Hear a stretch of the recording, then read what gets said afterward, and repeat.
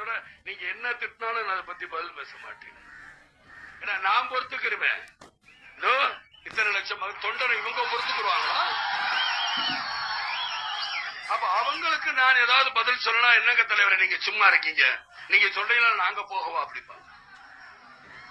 என்னுடைய தொண்டர்ல கூட நான் என்ன சொல்லிருக்கேன், சண்டைக்கு போக கூடாது, எதற்கும் போக கூடாது. ஏன் சொல்லிருக்கேன், ஏன் அடக்கி வச்சுக்கிட்டு இருக்கேன்?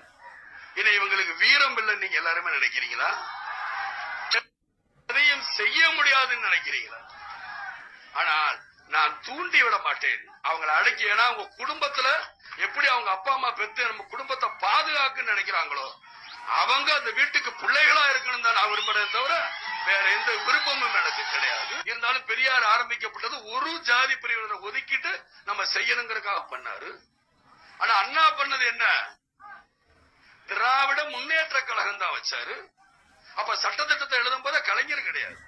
இரண்டாவது சட்டத்திட்டம் எழுதும் போது தான் கலைஞர் இருந்தாரு. முதல் சட்டத்திட்டம் எழுதும் பொழுது இந்த ஏஜி சம்பத் அவருடைய அப்பா இருந்தாரு.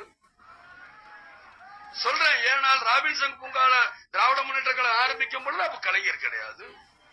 ஆக திராவிட முன்னேற்ற கழகம்னா தமிழ்நாடு, கேரளா, ஆந்திரா, கர்நாடகம் 4 சேர்ந்ததுதான் திராவிடம் அப்படிங்கறத அண்ணா அவர்கள் சொல்லல, நான் சொல்லல.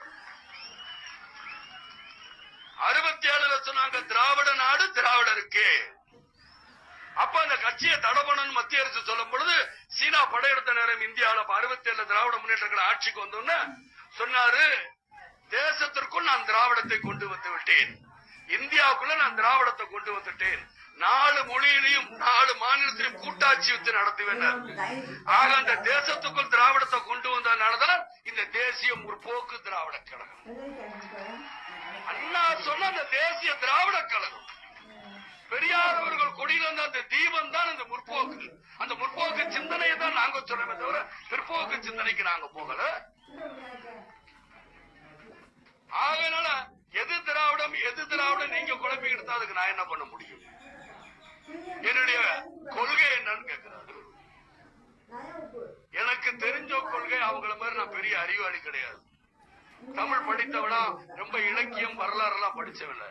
எனக்கு தெரிஞ்சதெல்லாம் ஏழை மக்களின் ஏழ்மையும் வறுமையும் எனக்கு நன்றாக தெரியும். அவரை மாதிரி என்னாலலாம் பேச முடியாது, உண்மையை ஒத்துக்கிறேன். ஆனா எனக்கு தெரிஞ்சு ஏழை மக்களோட மனதை அடி வலி என்னங்கிறது எனக்கு தெரியும். என்னுடைய கொள்கை என்ன, லஞ்சத்தையும் ஊழலை ஒழிப்பேன், ஏழ்மையை ஒழிப்பேன். 5 தடவை முதலமைச்சர்